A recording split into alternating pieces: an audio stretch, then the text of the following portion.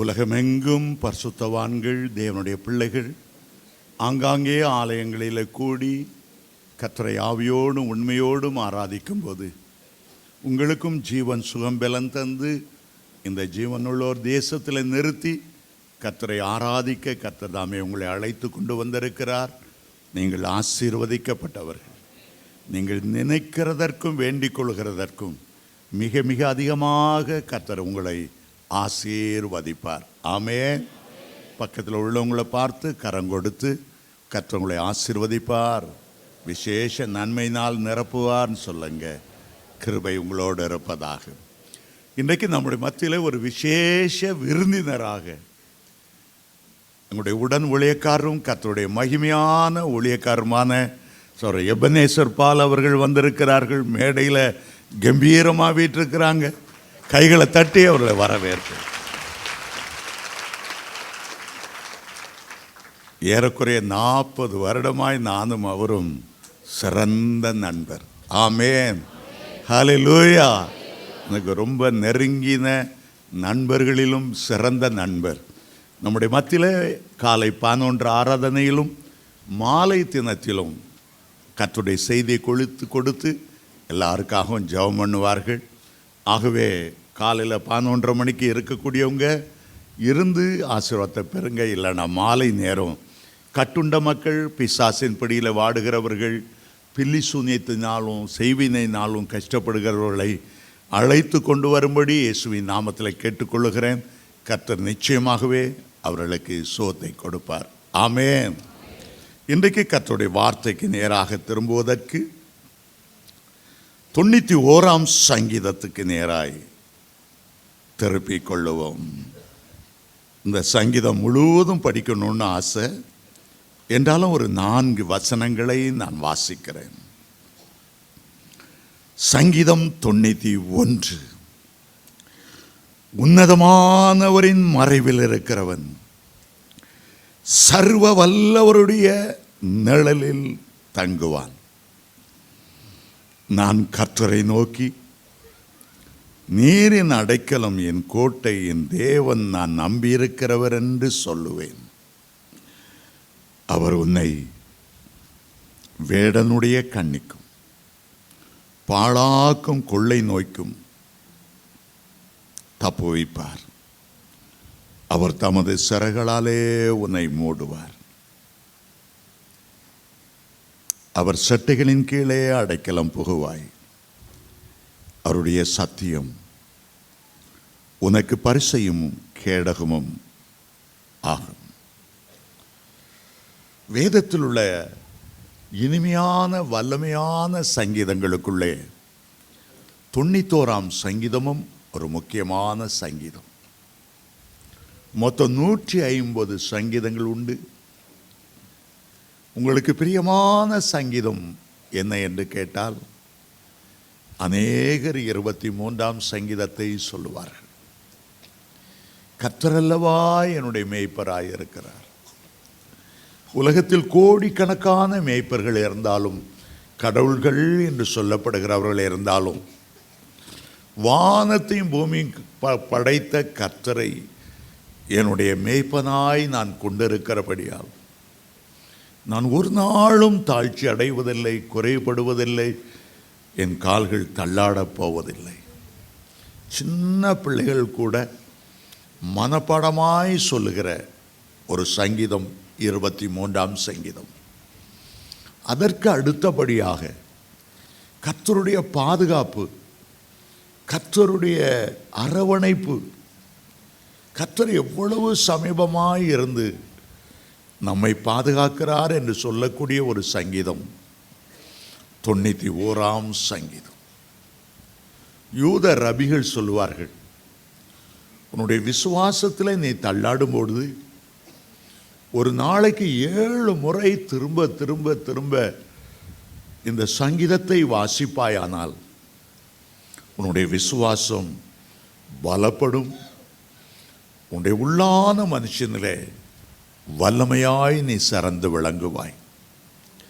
மரணப்படுக்கையில் நோய்வாய்ப்பட்டவர்கள் இந்த சங்கீதத்தை தினமும் 7 முறை விசுவாசத்தோடு வாசிப்பீர்கள் என்றால் அவர்களுக்கு இது ஒரு பெரிய டானிக்காக விளங்கும். மரண படுக்கை மாறிப்போகும். கர்த்தர் புதிய ஆரோக்கியத்தோடு அவளை நிரப்புவார் என்று சொல்வதுண்டு. இந்த 91ஆம் சங்கீதம் விசேஷமான ஒரு சங்கீதம். ஒவ்வொரு தேவனுடைய பிள்ளைகளும் ஆராய்ந்து ரசித்து ருசித்து அனுபவமாக்கி கொள்ளக்கூடிய ஒரு சங்கீதம். இதற்கு அடுத்த ஒரு சிறந்த சங்கீதம் 121ஆம் சங்கீதம்.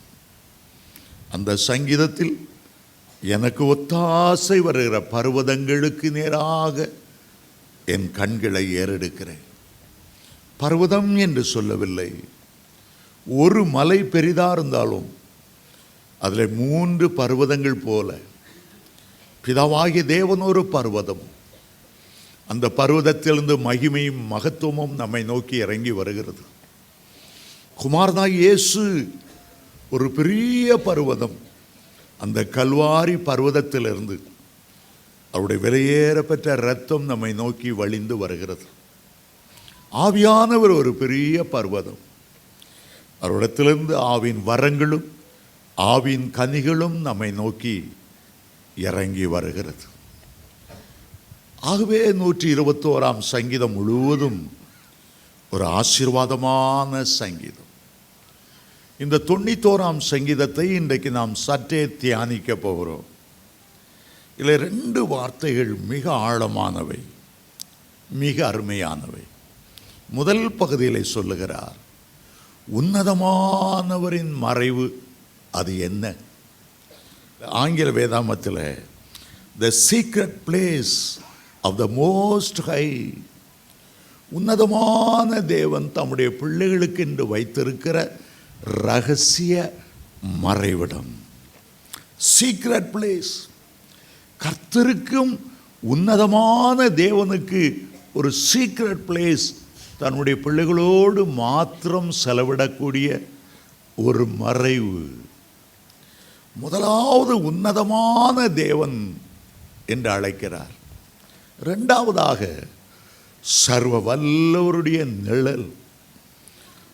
சேராபீன்களுக்கு 6 செட்டைகள் உண்டு. தேவதூதர்களுக்கு 2 செட்டைகள் உண்டு. பரலோகத்தில் வாசம் பண்ணுகிறவைகள் எல்லாம் செட்டைகள் உள்ளவை. சர்வ வல்லவருக்கு செட்டைகள் இருக்கும் என்றால் அவருடைய செட்டைகள் எவ்வளோ பெரிதாக இருக்கும். அவர் தம்முடைய சிறைகளாலே நம்மை மூடும்போது, அவருடைய சட்டைகளின் கீழே அடைக்கலம் புகும்போது அது எத்தனை மகிமையாயிருக்கும். உன்னதமானவரின் மறைவு, அதுதான் அவருடைய பிரசன்னம், அதுதான் அவருடைய சமூகம், அதுதான் அவருடைய சட்டைகள் நம்மை மூடி பாதுகாக்கிற இடம். அந்த உன்னதமானவருடைய மறைவுக்குள்ளே எந்த சத்துருவும் நுழையவே முடியாது. வானமண்டலத்தில் உள்ள பொல்லாத ஆவின் சேனைகளும் உங்களுக்கு தீங்கு செய்யவே முடியாது. உன்னதமானவரின் மறைவில் இருக்கிறீர்கள்.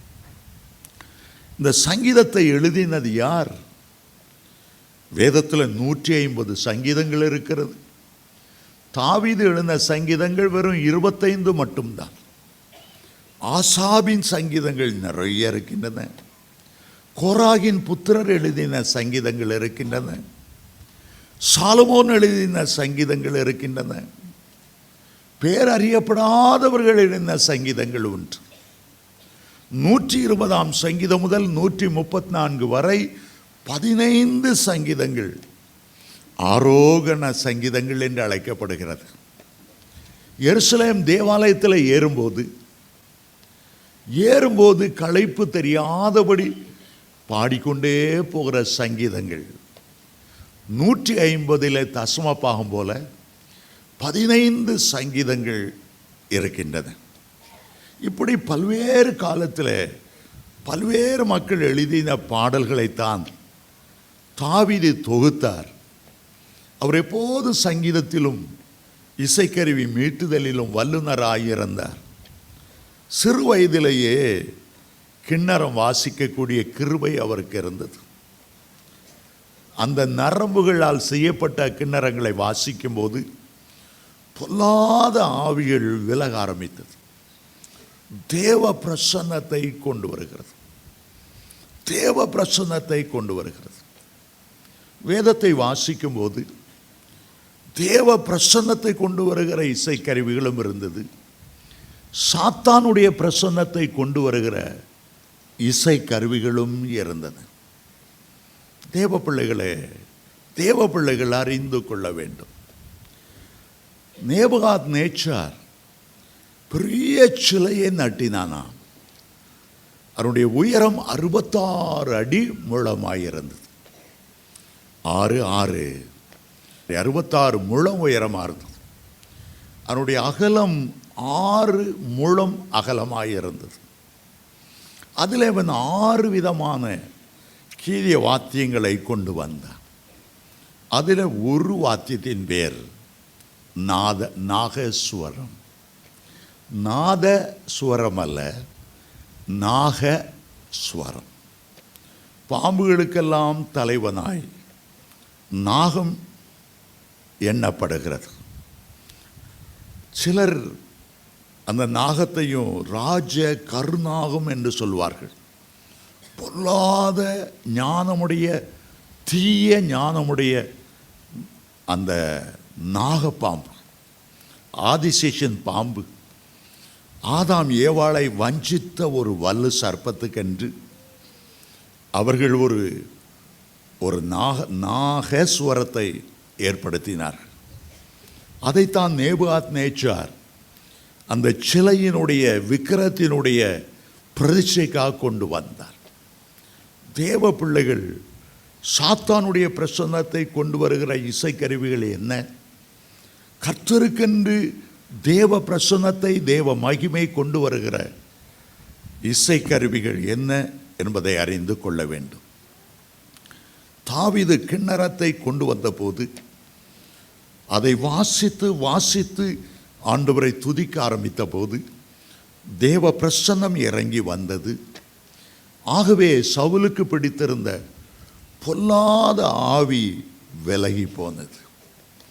அதுபோல எலிசா தீர்க்கதரிசி கர்த்தருடைய வார்த்தையை தனக்கு மேல் வருவதற்கு இங்கே கிண்ணறம் வாசிக்கிறவர்கள் யாராவது இருக்கிறார்களா?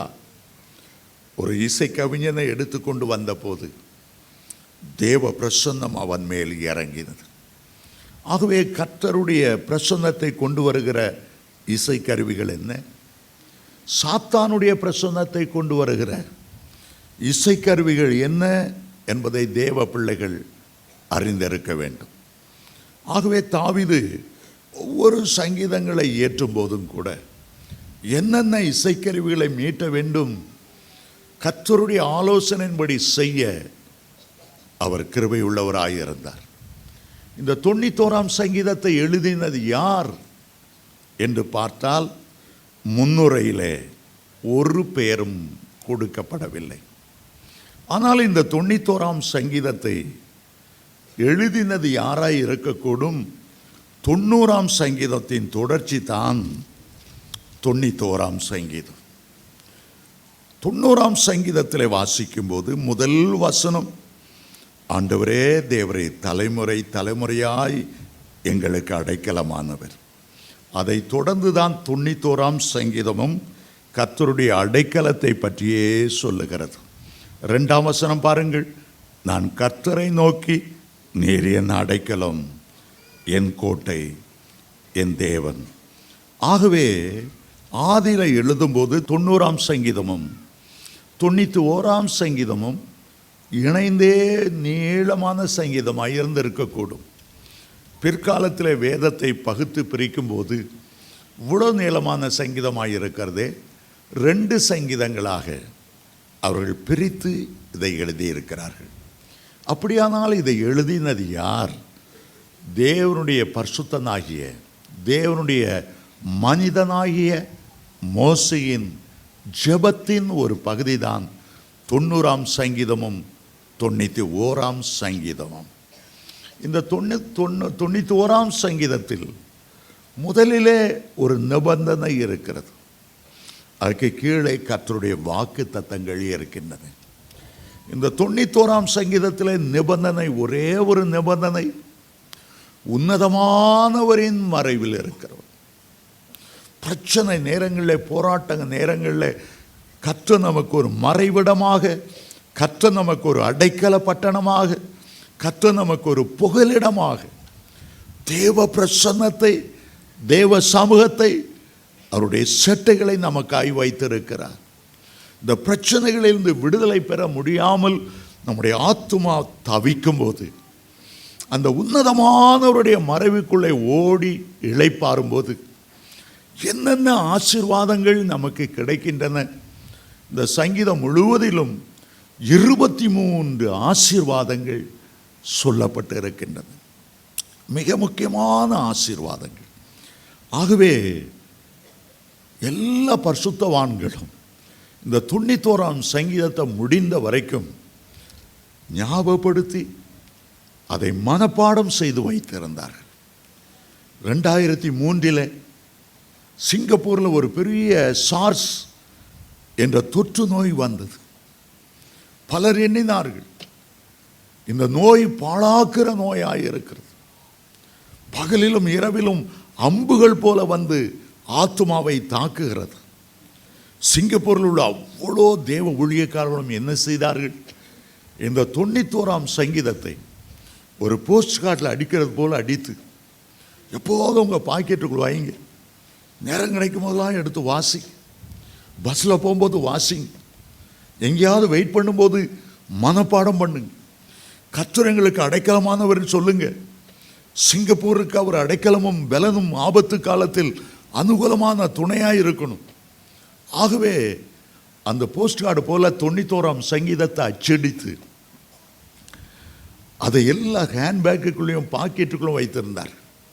பைபிளுக்குள்ளே வச்சுருந்தா ஒரு நாளைக்கு ஒரு முறை தான் எடுத்து வாசிப்பாங்க. போகிற இடம்லாம் பைபிளை தூக்கிட்டு போக முடியாது. ஆகவே அந்த 91ஆம் சங்கீதம் எப்போதும் அவருடைய பாக்கெட்டில் அது இருக்கும்.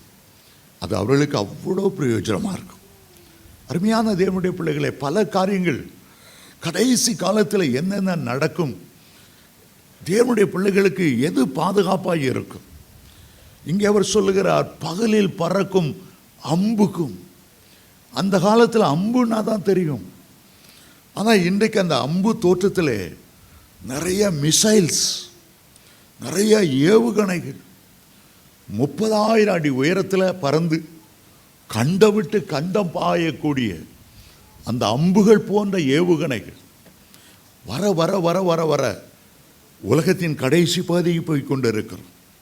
தீவிரவாதங்களுக்கு போய் கொண்டு இருக்கிறோம்.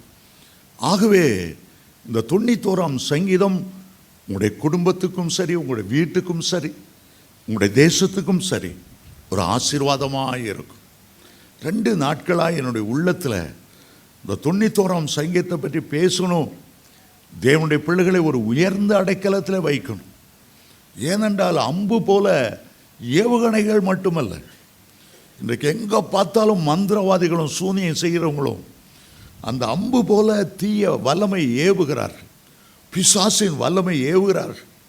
இந்த குடும்பம் முன்னேறக்கூடாது, அவருடைய வருமானங்கள் கையில் தரிக்கக்கூடாது, குடும்பத்தில் சண்டை சச்சரவு, நிம்மதி இழக்கணும், சமாதான கேடு வரணும். ஆகவே என்னுடைய உள்ளத்தில் ஏற்படுத்த போல இந்த 91ஆம் சங்கீதத்தை ஒரு சின்ன போஸ்ட் கார்டாக நானும் அடித்து, நேற்று தான் அதை சொன்னேன், ஒரு அழகாக டிசைன் பண்ணி அப்படியே பழக்கணும். எந்த தண்ணீர்லேயும் அது போட்டாலும் கெட்டு போகக்கூடாது, ஸ்ட்ராங்காக இருக்கணும். பிள்ளைகள்லாம் அதை பாக்கெட்டில் வச்சுக்கணும், ஹேண்ட்பேக்குள்ளே வச்சுக்கணும், வாசிக்கணும். எனக்கு ஒரு பெரிய ஆசை. இந்த 91ஆம் சங்கீதத்தில் பல பாட்டு வந்திருந்தாலும் சாரல் நவரோஜி ஒரு பாட்டு எழுதியிருக்காங்க பாருங்கள். அவங்க வாயில் 10 கிலோ அல்வா போட்டாலும் அது சமம். இறந்து போயிட்டாங்க. அந்த பாட்டை எல்லாரும் நம்ம உணர்ந்து கொஞ்சம் பாட போகிறோம். அதுக்கு பிறகு நான் கர்த்தருடைய செய்தி, உன்னதமானவரின் மறைவு நான் என்ன, சர்வ வல்லவருடைய நிழல் நான் என்ன. உண்மையிலேயே எகிப்திலிருந்து இஸ்ரவேலர் வெளியாகும்போது உன்னதமானவரின் மறைவே போல இஸ்ரவேல் வீட்டில் எல்லாம் பஸ்கா ஆட்டுக்குட்டியுடைய இரத்தம் பூசப்பட்டு இருந்தது, நிலைக்கால்களில் பூசப்பட்டு இருந்தது, ஜன்னல்களில் பூசப்பட்ட இருந்தது. அந்த வீடெல்லாம் ஒரு உன்னதமானவர் மறைவை போல. இரவிலே சங்கார தூதன் வந்தபோது அந்த இரத்தத்தை கண்டு அவன் விலகி போனான். ஆகவே மோசே கண்டார், கர்த்தருடைய இரத்தம் நமக்கு உன்னதமானவரின் மறைவு.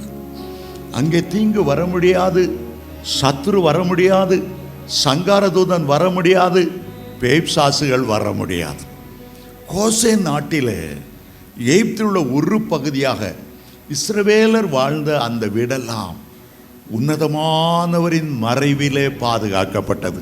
ஹல்லேலூயா, ஹல்லேலூயா. நமக்கு மறைவாக இயேசு கிறிஸ்துவுடைய இரத்தத்தை ஆண்டவர் வைத்திருக்கிறார். நமக்கு மறைவாக தேவ தூதர்களை கர்த்தர் கட்டளையிடுகிறார். நமக்கு துணையாக சுடர் ஒளி பட்டயங்களை வைத்திருக்கிறார். பகல்ல மேக ஸ்தம்பங்களையும் அக்கினி ஸ்தம்பங்களையும் வைத்திருக்கிறார். சகரியா 2:5 நான் என் பிள்ளைகளை அக்கினி மதிலாய் சூழ்ந்து கொள்ளுவேன். நல்ல உன்னதமானவரின் மறைவை கர்த்தர் நமக்கு வைத்திருக்கிறார். கைகளை தட்டி ஆண்டவருக்கு நன்றி செலுத்துவோம். உன்னதமானவரின் உயர் மறைவில் இருக்கிறவன் சர்வ வல்லவரின் நிழலில் தங்குவான். இது பரமசிலாக்கியமே. சர்வ வல்லவரின் நிழலில் தங்குவான். இது பரமசிலாக்கியமே. அவர் சேட்டையின் கீழ் அடைக்கலம் புகவே தம் சிறகுகளால் மூடுவார். அவர் சேட்டையின் கீழ் அடைக்கலம் புகவே தம் சிறகுகளால் மூடுவார். தேவனின் அடைக்கலமே என் கோட்டையும் மரணும் அவர். அவர் சத்தியம் பரிசையும் கேடகமாம் என் நம்பிக்கையும் அவரே. அவர் சத்தியம் பரிசையும் கேடகமாம் என் நம்பிக்கையும் அவரே. அவர் சேட்டையின் கீழ் அடைக்கலம் புகவே தம் சிறகுகளால் மூடுவார்.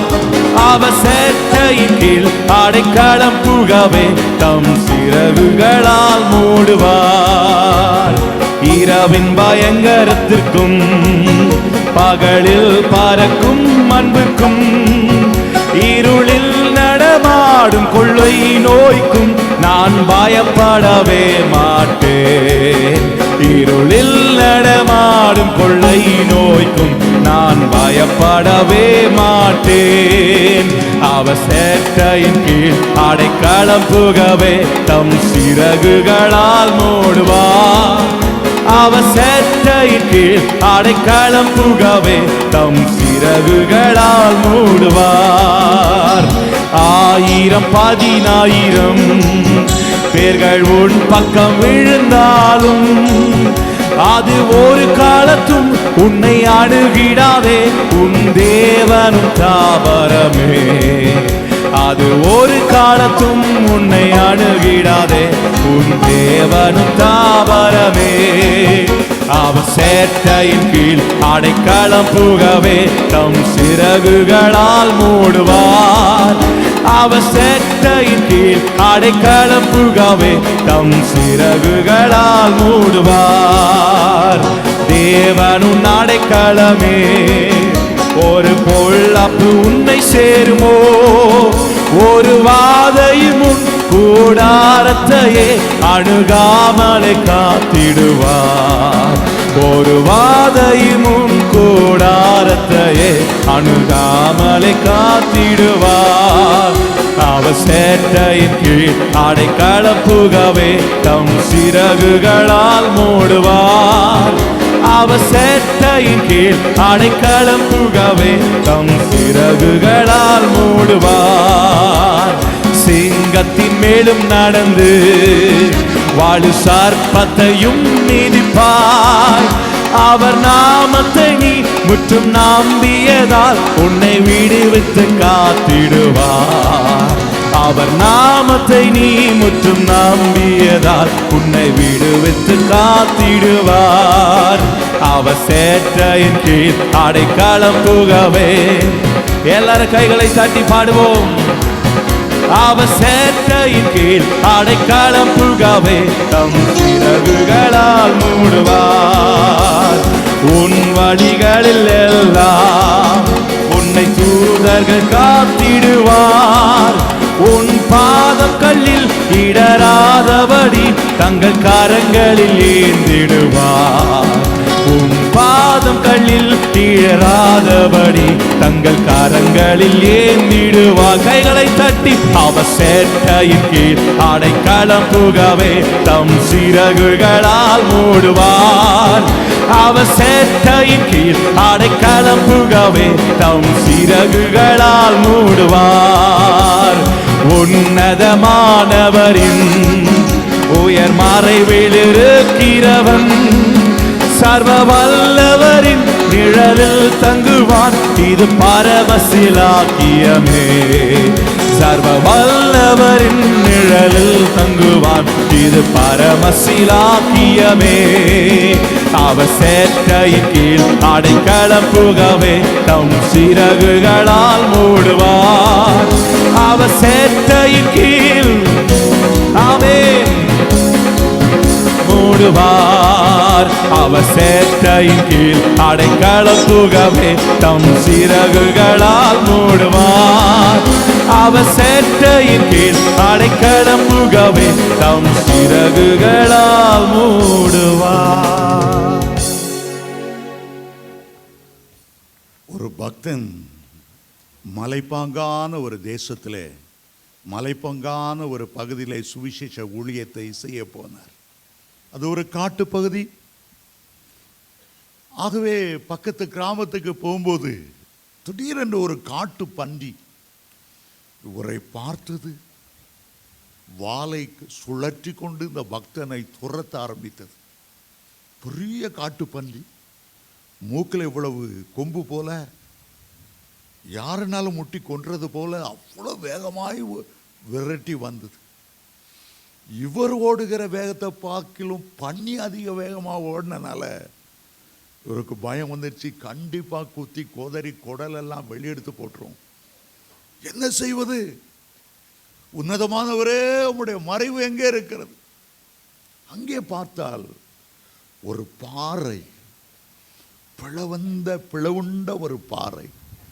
அதில் சைடில் நின்று உள்ளே போய் மறைந்து கொண்டார். இந்த பன்றி வேகமாய் ஓடியே வந்தது. உள்ளே போக முடியல. மூக்கை வைத்து அந்த பாறையில் 3-4 தடவை மோதி அதுக்குத்தான் ரத்தம் வழிந்து போனதை தவிர அவருக்கு ஒன்றும் சேதமாகவில்லை. அந்த பாறையின் நடுவில் அவர் நிற்கும்போது திடீரென்று அவர் யோசித்தார், இந்த பாறை சாதாரண பாறை அல்ல. இஸ்ரவேலரோடு 40 வருஷம் வழி நடந்த ஒரு கன்மலை. இதில் உள்ள பிளப்பு சாதாரண பிளப்பு அல்ல. இது கிறிஸ்துவனுடைய காயங்கள். ஆகவே அந்த பக்தன் 91ஆம் சங்கீதத்தையும் சிலுவை காட்சியையும் அவருடைய பிளக்கப்பட்ட விலாவையும் எண்ணி, பிளவுண்ட மலையே புகலிடம் தாருமே, பக்கம்பட்ட காயமும் பாய்ந்த செந்நீர் வெள்ளமும் இந்த பாவியாகி எனக்கல்லவா. ஆகவே அந்த பாடலை எழுதினாராம். அருமையான தேவனுடைய பிள்ளைகளே, கன்மலையின் வெடிப்பு என்றால் என்ன? உன்னதமானவரின் மறைவு என்றால் என்ன? ஆண்டவர் சிலுவையிலே தொங்கி மரிக்கும் போது அவருடைய விலா ஈட்டியால குத்தப்பட்டது. மாம்சமாகிய திரை கிழிக்கப்பட்டது. அதே நேரம் தேவாலயத்தின் திரைச்சிலை மேலிருந்து கீழாக கிழிந்தது. இயேசுடைய சரீரம் கிழிக்கப்பட்டதை அப்போஸ்தலனாகிய பவுல் எபிரேயருக்கு எழுதும்போது, பிதாவண்டை கிட்டி சேருவதற்கு புதிதும் ஜீவனுமான ஒரு மார்க்கம் நமக்காக திறந்து வைக்கப்பட்டது. விலா கிழிக்கப்படும் போது அவருடைய பாசத்துக்கும் நேசத்துக்கும் உரித்தான ஒரு இடம் உண்டு. இருதயம் விலா கிழிக்கப்பட்டு அந்த விலாவின் பக்கத்திலே இருக்கிறது. உன்னதமானவருடைய மறைவுக்கு போக வேண்டும் என்றால், பிதாவானவர் தங்கியிருக்கிற அந்த மகா பரிசுத்த ஸ்தலத்துக்கு போக வேண்டும் என்றால், அவர் அந்த பாதையை நமக்காக கிழிக்கப்பட ஒப்பு கொடுத்தார். உன்னதமானவரின் மறைவிடம், the secret place of the most high, உன்னதமான தேவனுக்கு ஒரு மறைவிடத்தை வைத்திருக்கிறார்.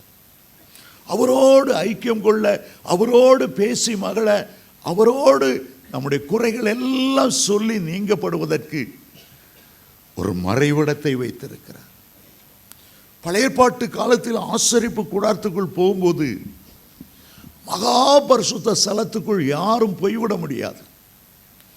ஒரே ஒரு பிரதான ஆசாரியர், வருஷத்துக்கு ஒரே முறைதான் மகா பரிசுத்த ஸ்தலத்துக்குள்ளே போக முடியும். அந்த இடம் முழுவதும் ஷெக்கனா மகிமை நிரம்பி இருக்கும். யாரும் எளிதாய் அங்கே போக முடியாது. ஆனால் இயேசு சிலுவையில் அறையப்பட்ட அதே நேரம் திரைச்சாலை மேலிருந்து கிழிந்ததினாலே இப்பொழுது பரிசுத்த ஸ்தலத்துக்குள்ளே, உன்னதமானவருடைய மறைவுக்குள்ளே யாரும் நம்மை தடுக்க முடியாதபடி அவருடைய மாம்ச திரையின் வழியாக நாம் உள்ளே சென்று தேவனுடைய மகிமையை காண முடியும். உன்னதமானவரின் மறைவில் நிரம்பி இருக்கிறது. முதலாவது அவருடைய பிரசன்னம், இரண்டாவது அவருடைய சமூகம், மூன்றாவது அவருடைய மகிமை. அந்த இடத்துக்கு போகும்போது நம்ம ஜெபிக்க வேண்டிய அவசியம் இல்லை. நம்முடைய எண்ணங்களே ஜெபமாய் மாறிவிடும். நம்முடைய வாஞ்சையே விருப்பமே வேண்டுதலாய் மாறிவிடும். நம்முடைய உள்ளத்தின் நினைவை கூட கர்த்தர் அறிவார். அந்த உன்னதமானவரின் மறைவுக்கு போகும்போது நம்முடைய உள்ளத்தின் பாரங்களை எல்லாம் கர்த்தருடைய சமூகத்தில் இறக்கி வைக்கலாம். அதுவரைக்கும் காட்டு பன்றிகள் போல பல சிந்தனைகள் நம்மை தொடரக்கூடும், பல இச்சைகள் நம்மை தொடரக்கூடும். வெற்றியுள்ள வாழ்க்கை வாழ முடியாதா? பரிசுத்தமுள்ள வாழ்க்கை வாழ முடியாதா? உள்ளம் தடுமாற ஆரம்பிக்கும். ஐயோ, சிந்தனையிலே பாவ எண்ணங்கள் வருகிறது. இரவு தூங்கும் போதும் கெட்ட கனவுகள் எனக்கு வருகிறது. எங்கே போவது? எங்கே போவது? ஆண்டவர் சொல்லுகிறார், உனக்கு ஒரு இடத்தை வைத்திருக்கிறேன், உனக்கு ஒரு மறைவிடத்தை வைத்து இருக்கிறேன். நீயும் நானும் மட்டுமே இருக்கக்கூடிய ஒரு இடம். இந்த இடத்துக்கு வந்துவிடு. அதுதான் உன்னதமானவருடைய மறைவு. பழைய ஏற்பாட்டிலே இந்த உன்னதமானவரின் மறைவு எதற்கு அடையாளமாய் இருந்தது? ஒரு நாள் மோசே ஆண்டவரை பார்த்து ஜெபித்தார். உம்முடைய மகிமை எனக்கு காண்பித்தார், உம்முடைய வல்லமையை காண்பித்திருக்கிறீர். சிவந்த சமுத்திரம் ரெண்டாய் பிளக்கும் போது உம்முடைய மனதுருக்கத்தை காண்பித்திருக்கிறீர். ஜனங்களுக்கு வான மன்னாவை கொடுத்த போது, காடைகளை வந்து குவித்த போது உம்முடைய பாதுகாப்பை பார்த்து இருக்கிறேன். உம்முடைய கிருபையை, காருண்யை பார்த்து இருக்கிறேன். உம்முடைய மகிமையை நான் பார்த்ததில்லையே, உம்முடைய மகிமையை நான் பார்த்ததில்லையே. அப்பொழுதுதான் ஆண்டவர் அந்த உன்னதமானவரின் மறைவை மோசேக்கு வெளிப்படுத்தினார். அவர் சொன்னார், யாத்ராமம் 33 21 22, என் அண்டையில் ஒரு இடம் உண்டு. என் அண்டையில், என் அருகிலே, எனக்குள்ளே ஒரு இடம் உண்டு. கன்மலையின் வெடிப்பு உண்டு, சிகரங்களின் மறைவிடம் உண்டு. என்னிடத்திலே உனக்கு ஒரு இடம் உண்டு மகனே, ஒரு இடம் உண்டு. நீ அங்கே கன்மலையில் நில்லு. அந்த கன்மலையின் வெடிப்பிலே வைத்து என் கரத்தினால் உன்னை மூடுவேன் என்று கர்த்தர் சொன்னார். யாத்ராமம் 33 21 22 மீண்டும் வாசிக்கிறேன். என் அண்டையில் ஒரு இடம் உண்டு, நீ அங்கே கன்மலையிலே நில்லு. அந்த கன்மலையின் வெடிப்பிலே வைத்து என் கரத்தினால் உன்னை மூடுவேன். மோசே அந்த கன்மலையை பார்த்தார். அந்த கன்மலையை பார்த்தார். அப்போஸ்தலனாகிய பவுல் அதற்கு விளக்கம் கொடுக்கும்போது 1 கொரிந்தியர் 10:4 சொல்லுகிறார், அந்த கன்மலை கிறிஸ்துவே, அந்த கன்மலை கிறிஸ்துவே. ஞான போஜனத்தை கொடுத்த கன்மலை என்று எழுதுகிறார். 40 வருடங்கள் இஸ்ரவேலரோடு ஊர்ந்து ஊர்ந்து அதுவும் நடந்து அவள் எங்கே போனாலும் கூட சென்று கொண்டிருந்த ஞான கன்மலை. நம்ம எல்லாரும் நினைக்கிறோம் எங்கே ஒரு இடத்துல இருந்தது, தேவைப்படும் போது அது தண்ணீரை கொடுத்தது. இல்லை, எப்பொழுது சிவந்த சமுத்திரத்திலிருந்து அதை தாண்டி வெளியே வந்தார்களோ, பாலும் தேனும் ஓடுகிற கானானுக்குள்ள பிரவேசிக்கிற வரையிலும் அந்த 40 வருடங்கள் அந்த வெடிப்புள்ள கன்மலை, பிளவுண்ட கன்மலை, காயங்களோடு இருந்த கன்மலை அவர்களோடு கூட கடந்து வந்து கொண்டே இருந்தது. அதைத்தான் பிதாவானவர் சொன்னார், என் அண்டையிலே உனக்கு ஒரு இடம் உண்டு, உன்னதமானவரின் மறைவுதான் அந்த கன்மலை. உன்னதமான கிறிஸ்து ஒரு கன்மலையாய் நின்று கொண்டிருந்தார். அருமையான தேவனுடைய பிள்ளைகளே, மோசே அந்த கன்மலையை பார்த்தார். பிறகு என்ன செய்தார்? அந்த கன்மலையின் வெடிப்புக்குள்ளே போனார். இந்த வெடிப்புக்குள்ளே மறைந்து கொண்டார். மறைந்து கொள்ளும்போது பிளந்திருந்த கன்மலையை பரிசுத்தாவியானவரின் கரம் மூடினது. ஒரு கரம் மூடுகிறது, ஒரு கரம் பிளக்கப்பட்ட வண்ணமாய் இருக்கிறது. அப்போது பிதாவானவர் மகிமையோடு கடந்து சென்றார். இங்கே பிதாகுமாரன் பரிசுத்தாவியானவரை பார்க்கிறோம். பிளவுண்ட கன்மலையாக இயேசு நிற்கிறார். பரிசுத்தாவியானவர் தம்முடைய கையினால் மூடுகிறார், தன்னுடைய கையினால் மூடுகிறார். பிறகு பிதாவானவர் கடந்து போகிறார். அந்த மகிமையை கண்டார். அநேக வேத பண்டிதர்கள் மோசே அந்த கன்மலையின் பிழைப்பிலே மறைந்திருக்கும் போதுதான் 90ஆம் சங்கீதத்தையும் 91ஆம் சங்கீதத்தையும் எழுதியிருக்கக்கூடும் என்று அவர்கள் எண்ணுகிறார்கள். அதிலிருந்து தான் ஆண்டவர் ஒரு வெளிப்பாடு, அந்த வெளிப்பாடு தான் உன்னதமான தேவன், உன்னதமானவர், மறைவில் இருக்கிறவர். உன்னதமானவர் என்றால் உயர்ந்தவர். பூமியில திரிகிற அசுத்த ஆவிகளை பலரும் கும்பிட்டு கொண்டு இருக்கலாம். அநேக விபச்சார ஆவிகள், வேசித்தன ஆவிகள், அந்த பல இந்துக்கள் தெய்வங்கள் பேரெல்லாம் சொல்லி கும்பிட்டு கொண்டு இருக்கலாம். இவைகளெல்லாம் பூமியில விழ தள்ளப்பட்டவைகள். நம்முடைய ஆண்டவருடைய பேர் உன்னதமானவர், உயர்ந்தவர், உங்களை உயர்ந்த ஸ்தானத்துக்கு அழைத்து கொண்டு போகிறவர். உன்னதமானவர் என்பதற்கு ஆங்கிலத்தில் எலியோன் என்ற பெயர். அவர் பூமிக்குரியவர் அல்ல, விண்ணுக்குரியவர், மகிமையின் ராஜா. எல்லா தேவர்களை பார்க்கிலும், எல்லா வல்லமையை பார்க்கிலும் அவர் பெரியவர், உன்னதமானவர். சாலமோன் சொன்னார், நான் ஆராதிக்கிற தேவன் எல்லா தேவர்களிலும் பெரியவர், அவர் வல்லமை உள்ளவர், அவருக்கு நான் கட்டுகிற ஆலயம் பெரியதாய் இருக்கும். பெரிய ஆலயத்தை ஆண்டவருக்கு கட்டினார். ஏனென்றால் அவர் எலியோன், உன்னதமானவர். முதலிலே உன்னதமானவர் என்கிற வார்த்தை ஆதியாகமம் 14ஆம் அதிகாரம் 29ஆம் வசனத்திலே மெல்கிசேதேக்கு ஆபிரகாமுக்கு எதிர்கொண்டு வந்து அவனுக்கு அப்பமும் திராட்சரசமும் கொடுத்து, வானத்தையும் பூமியும் படைத்த உன்னதமான தேவனால் நீ ஆசீர்வதிக்கப்பட்டாய் என்று சொல்லி அவனை ஆசீர்வதித்தார். அங்கேதான் வேதத்தில் முதல் முறை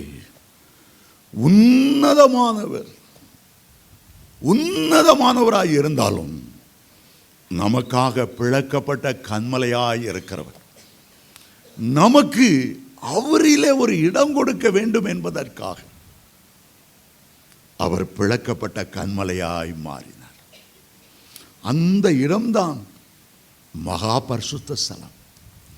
அந்த இடம்தான் தேவனுடைய மகிமையை காண்கிற ஒரு இடம். அந்த இடத்துக்குள்ளே எந்த தீய வல்லமையும் அணுகவே முடியாது.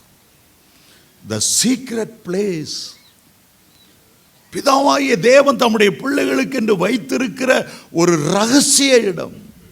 தமிழ்ல உன்னதமானவரின் மறைவு, அதனால் ஆங்கிலத்தில் ரொம்ப அழகா இருக்கிறது. தம்முடைய பிள்ளைகளுக்கு என்று வைத்திருக்கிற ஒரு ரகசிய இடம்.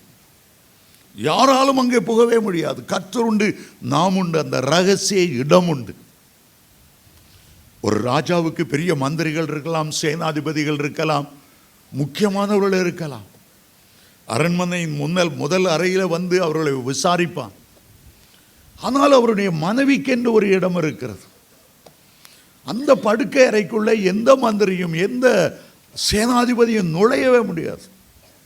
அது அவருக்கும் அவருடைய மனைவிக்கும் உள்ள ஒரு ரகசிய இடம். அதுபோல தான் அருமையான தேவனுடைய பிள்ளைகளே, இயேசுவின் இரத்தத்தால் மீட்கப்பட்ட உங்களுக்கென்று கர்த்தர் ஒரு ரகசிய இடத்தை வைத்திருக்கிறார். அதுதான் உன்னதமானவரின் மறைவு. நீங்க ஜெப நேரத்தில் கர்த்தரை பாடுகிறீர்கள், துதிக்கிறீர்கள், அவருடைய நாமத்தை அறிக்கை பண்ணுகிறீர்கள். ஆண்டவரே உம்மை வர விரும்புகிறேன். அப்படியே ஆண்டவரை துதித்து அந்த இடத்துக்குள்ளே நீங்கள் பிரவேசித்து விடுகிறீர்கள். உன்னதமானவரின் மறைவுக்குள்ளே போய் விடுகிறீர்கள். திடீரென்று போய் விட முடியாது. அதுக்கென்று ஆயத்த நேரம் இருக்கிறது. கர்த்தரை பாட வேண்டிய நேரம், துதிக்க வேண்டிய நேரம், ஆவியோடு உண்மையோடு ஆராதிக்க வேண்டிய நேரம், அவருடைய சமத்துக்குள்ளாய் கடந்து சென்று நீங்கள் உண்டு, கர்த்தர் உண்டு. ஒரு மகிமை அப்படியே மூடிக்கொள்ளும். ஒரு உயர்ந்த மலை எடுத்துக்கொள்ளுங்கள்.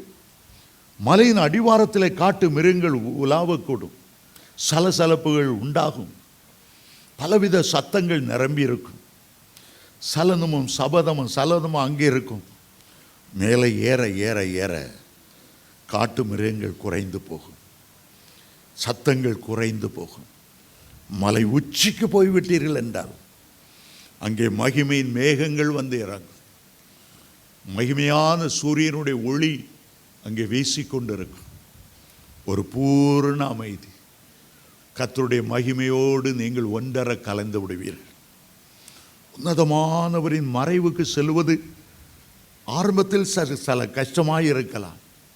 ஆனால் உச்சிக்கு போய்விட்டால் நீங்க உண்டு, கர்த்தர் உண்டு, கர்த்தர் உண்டு, நீங்க உண்டு. உபவாச ஜெபத்திலும் கூட முதல் 5 நாட்கள் உபவாசத்தில் போகிற கொஞ்சம் கஷ்டமாக இருக்கும். 6வது நாள் வந்து விட்டதென்றால் கர்த்தருடைய மகிமை அங்கே இறங்கி வந்து உங்களை நிரப்ப ஆரம்பித்து விடும்.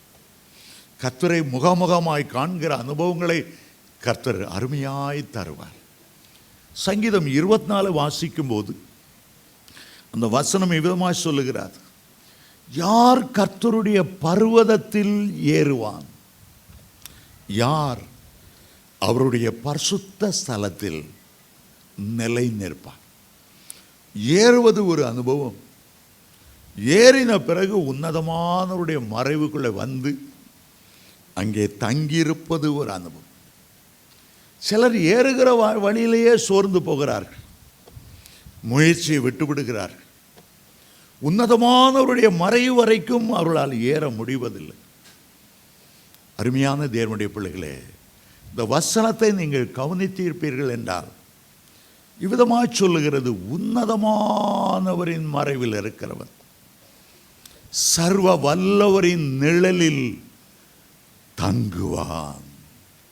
விசிட் பண்ணிட்டு வருவான் இல்லை, he dwelleth, வாசம் பண்ணுகிற ஒரு அனுபவம். எப்போதும் உடைய வாழ்க்கையை கிறிஸ்துவோடு கூட தங்கியிருக்கிற அனுபவத்தை பெற்றுக்கொள்ளுங்கள். கர்த்தருடைய ஆலயத்துக்கு வருகிறார்கள் சிலர், கர்த்தரை தொடுவார்கள், கர்த்தர் சுகமாக்குவார்.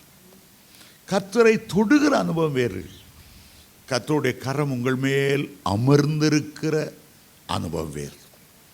அதுபோல கர்த்தருடைய பர்வதத்தில் ஏறுகிற அனுபவம் வேறு. விசிட் பண்ணிட்டு இறங்கி போயிடக்கூடாது. சர்வ வல்லவருடைய நிழலில் தங்குவார். உங்களுடைய ஆவிக்குரிய வாழ்க்கையில் கிறிஸ்துவோடு தங்கியிருக்கிற அனுபவம். தனிமையாய் ஆண்டவரோடு இருக்க தீர்மானிங்க. சூசன்னா வெஸ்லி என்ற ஒரு சகோதரி, ஜான் வெஸ்லியினுடைய தாயார், அவர்களுக்கு 18 பிள்ளைகள் என்று நான் நினைக்கிறேன். 18 பிள்ளைகள்னா எவ்வளோ வேலை இருக்கும். அவருடைய கணவனார் ஒரு பிரசங்கி. அவ்வளோ பிரசங்கத்தில் பணமும் கிடைக்கிறதில்ல, கொஞ்சம்தான் வருமானம். தானும் சாப்பிடணும், கணவன் சாப்பிடணும், 18 பிள்ளைகள் சாப்பிடணும், 18 பிள்ளைகளை ஸ்கூலுக்கு அனுப்பணும், ஸ்கூல் ஃபீஸ் கட்டணும், 18 பிள்ளைகளுடைய துணிமணியெல்லாம் துவைக்கணும். ஆனால் மத்தியானம் 2 மணிக்கு தன்னுடைய அறைக்குள்ளே போய், ஜெப அறைக்குள்ளே போய் கதவை மூடிட்டு கொள்வார்கள். உலகமே தலைகளாக போனாலும் சரி அதை பற்றி கவலைப்படுகிறதில்லை. அந்த நேரம் யாரும் அவங்கள டிஸ்டர்ப் பண்ண முடியாது. 2 மணியிலிருந்து 3 மணி வரையிலும் உன்னதமானவருடைய மறைவிலே ஆண்டவர் பேசுவார். அவர்கள் ஜெபிப்பார்கள், தன்னுடைய வேண்டுதல்களை சொல்லுவார்கள். அந்த இடம் அவ்வளோ அருமையாக இருக்கும். 3 மணிக்கு தான் அந்த அறையை விட்டு வெளியே வருவார்கள். முகம் பிரகாசமாக இருக்கும். உன்னதமானவரின் மறைவில் அமர்வதற்கு நேரத்தை தெரிந்து கொள்வது எவ்வளோ அவசியம். அருமையான தேவனுடைய பிள்ளைகளே, தாவீதை விதமாய் சொன்னார், மான்கள் நீரோடை வாஞ்சித்து கதறுவது போல தேவ பிரசன்னத்தை, என் ஆத்துமா தேவனையே, ஜீவனுள்ள தேவன் மேலேயே தாகமாய் இருக்கிறது, எப்பொழுது அவருடைய சன்னிதானத்துக்கு முன்பாக வந்து நான் நிற்பேன் என்று சங்கீதம் 42:1-2 அவர் சொன்னார். அந்த பிரசன்னத்துக்குள்ளே போகிற வரையிலும் உலகத்தின் பாவங்கள், உலகத்தின் இச்சைகள், வேட்டை நாய்கள் எப்படி ஒரு மானை துரத்துமோ அதுபோல நம்மை பல விபச்சார ஆவிகள், வேசித்தான ஆவிகள், உலகத்தில் உள்ள பிரச்சனைகள், உலகத்தில் உள்ள கவலைகள், உலகத்தில் உள்ள போராட்டங்கள், மான்கள் எப்போ நீரோடைக்குள்ளே போய் இறங்கி விட்டதோ என்னுடைய வாசனை அற்றுப்போகும். அதற்கு பிறகு வேட்டை நாய்களால் துரத்த முடியாது. பல எண்ணங்கள், பல சிந்தைகள் கர்த்தரை விட்டு தூரப்படுத்தி விடுமோ, தேவனுடைய அன்பை நான் இழந்து விடுவேனோ, நேர உன்னதமானவருடைய மறைவுக்குள்ளே ஓடி வந்து விடுங்க. அங்கே எந்த சத்துரும் நிற்க முடியாது.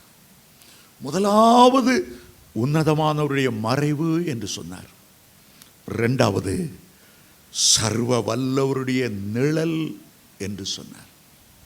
நம்முடைய ஆண்டவருடைய ஒரு பெயர் சர்வ வல்லமையுள்ள தேவன். எபிரேய பாஷையிலே சர்வ வல்லவர் என்பதற்கு எல்ஷடாய் என்பது அர்த்தம்.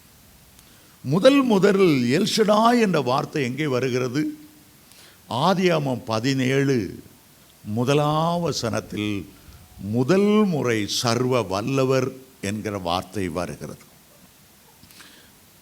கர்த்தர் ஆபிரகாமுக்கு 99 வயதிலே தரிசனமாகி, நான் சர்வ வல்லமையுள்ள தேவன், நீ எனக்கு முன்பாக நடந்து உத்தமனாயிரு என்று சொன்னார். நான் எல்ஷடாய் தேவன். எபிரேய பாஷையில் உன்னதமானவர் என்பது ஏல் எலியோ, சர்வ வல்லவர் என்பது எல்ஷடாய். ஆங்கிலத்தில் ஆல்மைட்டி காட் என்று மொழிபெயர்க்கப்பட்டிருக்கிறது. தமிழிலே சர்வ வல்லமையுள்ள தேவன். எல்ஷடாய் என்ற வார்த்தைக்கு மகிமையும் மகத்துவமுள்ள கர்த்தர். எல்ஷடாய் என்ற வார்த்தைக்கு தாயை போல தேற்றுகிறவர். எல்ஷடாய் என்கிறதற்கு உனக்காக யாவையும் செய்து முடிக்கிற தேவன். எல்ஷடாய் என்ற வார்த்தைக்கு நீ நினைக்கிறதற்கும் வேண்டிக் கொள்ளுகிறதற்கும் மிக அதிகமாய் செய்ய வல்லமையுள்ளவர். உன்னதமானவரின் மறைவில் இருக்கிறவர். ஏல் எலியோன் என்று அழைக்கப்பட்ட உன்னதமான தேவனுடைய மறைவில் இருக்கிறவன் எல்ஷடாய், சர்வ வல்லவருடைய நிழலில் தங்குவான்.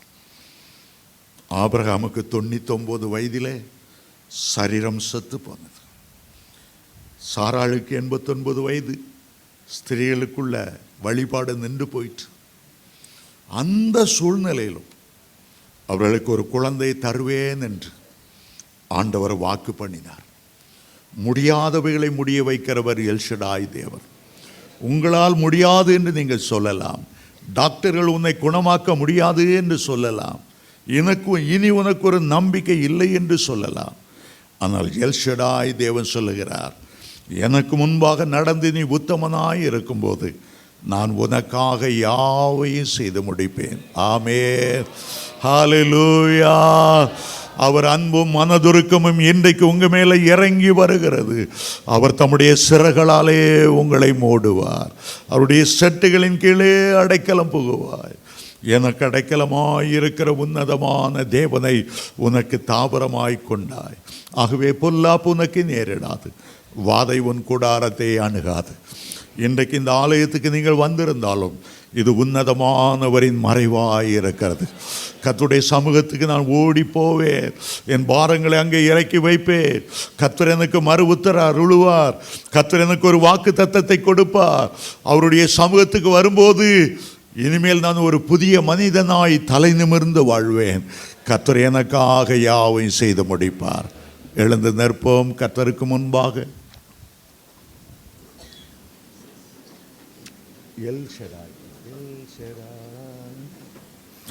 கைகளை அப்படியே உயர்த்தி கொள்ளும். இந்த பாடலை பாடும்போது கர்த்தருடைய பிரசன்னம் உங்கள் மேல் அப்படியே இறங்கி வரட்டும். உயர்த்தப்பட்ட கரங்களின் வழியாக கர்த்தர் உங்களுக்குள்ளே இறங்கி வருவார். உன்னதமானவரும் சர்வ வல்லமையுள்ளவரும் உங்களுக்குள்ளே வாசம் பண்ணுகிறார். கிறிஸ்துவானவர் மகிமை நம்பிக்கையாக உங்களுக்குள்ளே வாசம் பண்ணுகிறார். பரிசுத்த ஆவியானவர் மகிமையின் ராஜாவாக உங்களுக்குள்ளே வாசம் பண்ணுகிறார். அவர் எல் ஷடாய் தேவன். கைகளை உயர்த்தி பாடுவோம். எல் ஷடாய் எந்தன் துணை நீரே, என் வாழ்வின் கேடகம். எல் ஷடாய் எந்தன் துணை நீரே, என் வாழ்வின் கேடகம். என்னெல்லா நன்மைகள் என் வாழ்வில் செய்திரே, என்னெல்லா நன்மைகள் என் வாழ்வில் செய்திரே.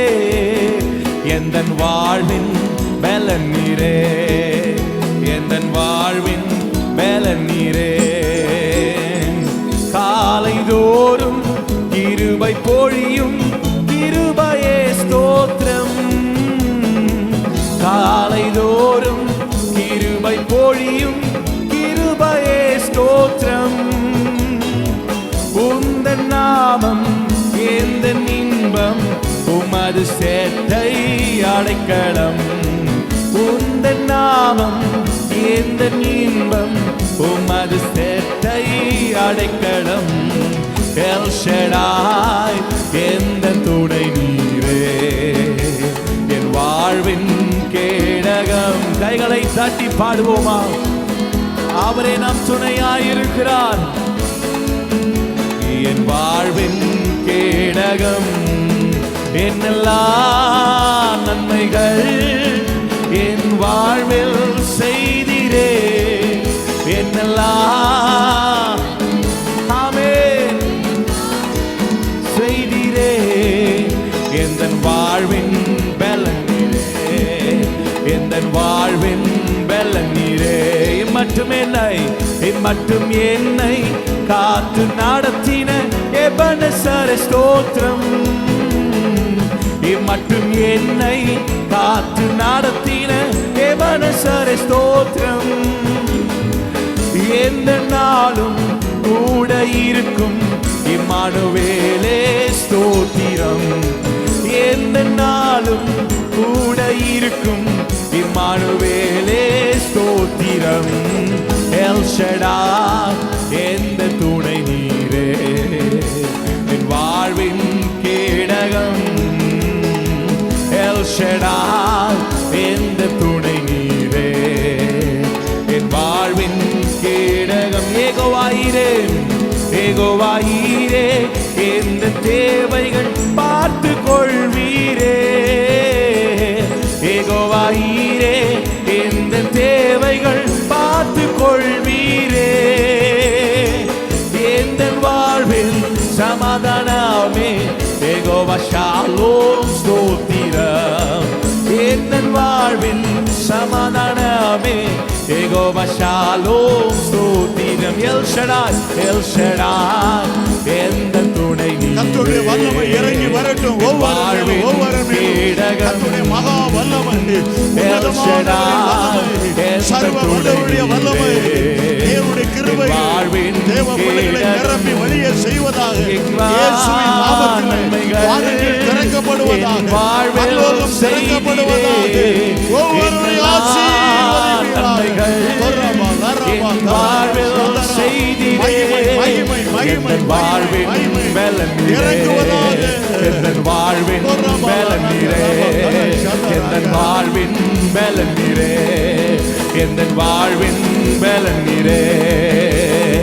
யெகோவா ராஃபா இந்த நாளும் எந்த பரிகாரி.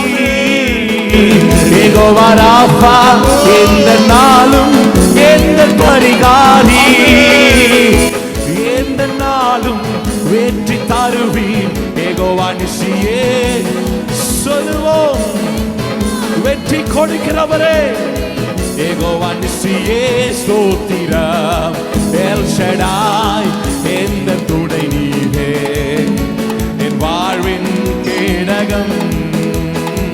எல் ஷடாய், எந்த துணை நீரே. என் வாழ்வின்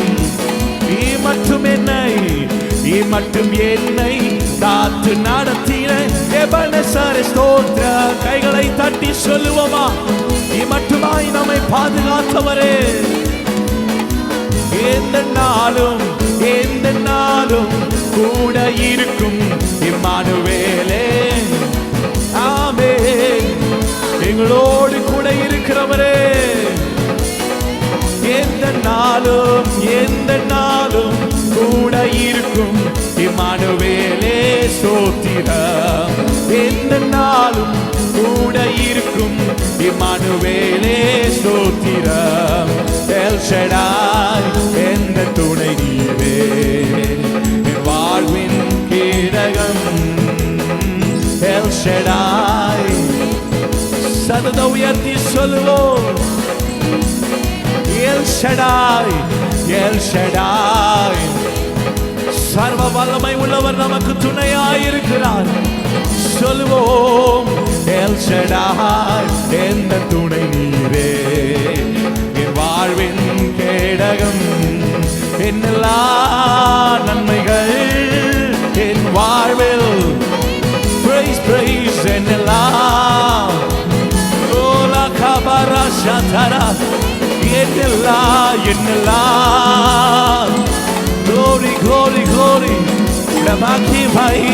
என்னெல்லாம் நன்மைகள் என் வாழ்வில் செய்தீரே. சொல்லுவோம்,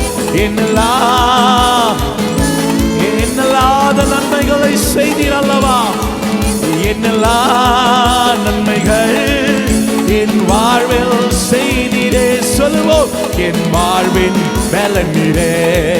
எந்த வாழ்வின் பலன் நீரே. ஹல்லேலூயா. கர்த்தர் உங்களை ஆசீர்வதிக்கிறார். அவர் உங்களுடைய தகப்பனாய் இருக்கிறார். நீங்கள் அவருக்கு செல்ல பிள்ளைகளாய் இருக்கிறீர்கள். பிரியமான பிள்ளைகளாய் இருக்கிறீர்கள். நீங்கள் செய்வதெல்லாம் வாய்க்கும். நீங்கள் செல்வதெல்லாம் வாய்க்கும்.